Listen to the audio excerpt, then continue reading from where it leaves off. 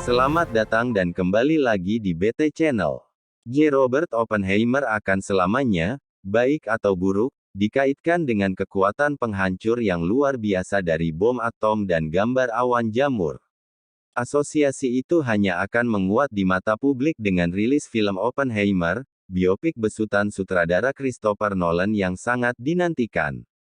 Namun, sebelum menjadi Bapak Bom Atom, Oppenheimer memberikan kontribusi yang signifikan pada ilmu pengetahuan tentang lubang hitam. Sebelum melakukan perjalanan ke Los Alamos, New Mexico, pada tahun 1942 untuk berkontribusi pada pengembangan bom atom, Oppenheimer adalah seorang ahli fisika teoretis yang berfokus pada fisika kuantum. Pada tahun 1939, dia dan koleganya di University of California, Berkeley Heartland S. Schneider menerbitkan makalah perintis berjudul On Continued Gravitational Contraction, yang menggunakan persamaan teori gravitasi Albert Einstein, relativitas umum, untuk menunjukkan bagaimana lubang hitam bisa lahir. Xavier Calmet, seorang profesor fisika di University of Sussex di Inggris, mengatakan kepada Space.com bahwa Oppenheimer mengusulkan model keruntuhan pertama untuk menggambarkan bagaimana sebuah bintang bisa runtuh menjadi lubang hitam. Model ini menjelaskan pembentukan lubang hitam sebagai proses astrofisika dinamis, tahap akhir dari evolusi bintang yang cukup berat. Model ini masih digunakan sampai sekarang, ujar Calmet, dilansir Space, Jumat tanggal 21 Juli tahun 2023. Sementara Einstein bekerja keras pada tahun 1939 untuk menghancurkan singularitas gravitasi dan dengan demikian konsep lubang hitam, Oppenheimer menyelidiki bagaimana objek semacam itu bisa ada. Bekerja dengan asumsi sederhana yang mengabaikan efek kuantum dan tidak mempertimbangkan rotasi, Oppenheimer membuat Schneider bekerja.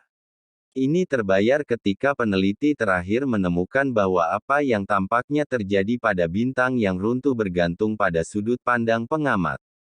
Schneider berteori bahwa, pada jarak tertentu dari bintang yang runtuh, cahaya dari sumber yang dekat dengan cakrawala peristiwa akan memiliki panjang gelombang yang diregangkan oleh gravitasi, sebuah proses yang disebut pergeseran merah, yang membuatnya semakin merah. Pada saat yang sama, frekuensi cahaya ini berkurang dari sudut pandang pengamat. Pengurangan frekuensi ini berlanjut hingga, bagi pengamat jauh, cahaya secara efektif dibekukan. Oppenheimer dan kolaborator menyadari ceritanya sangat berbeda bagi seorang pengamat yang cukup malang untuk jatuh bersama permukaan bintang yang runtuh. Pengamat dalam posisi ini akan berada di luar cakrawala peristiwa tanpa memperhatikan sesuatu yang signifikan tentangnya.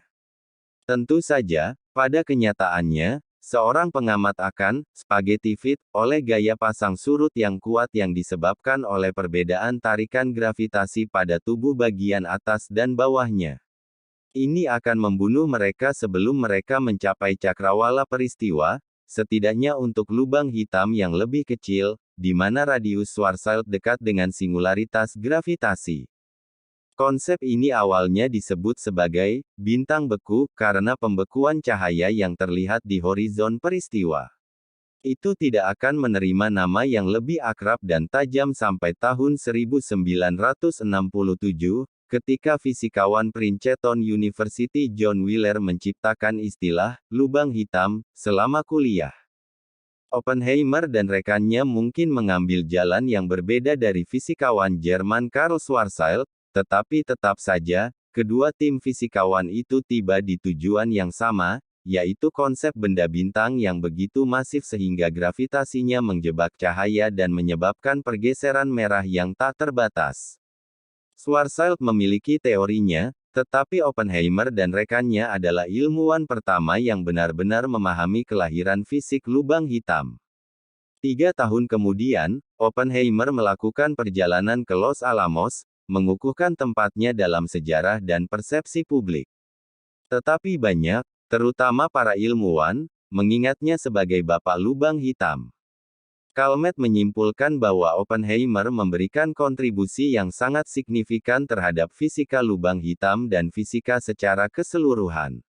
Sementara masyarakat umum mungkin mengaitkan namanya dengan bom dan proyek Manhattan, dia melanjutkan, kontribusinya pada fisika dan astrofisika sangat diapresiasi oleh komunitas ilmiah.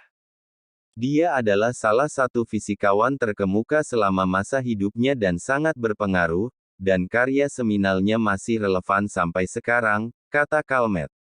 Bagaimana menurut Sobat BT semua tentang hal ini? Silahkan berikan komentar dan sarannya, terima kasih.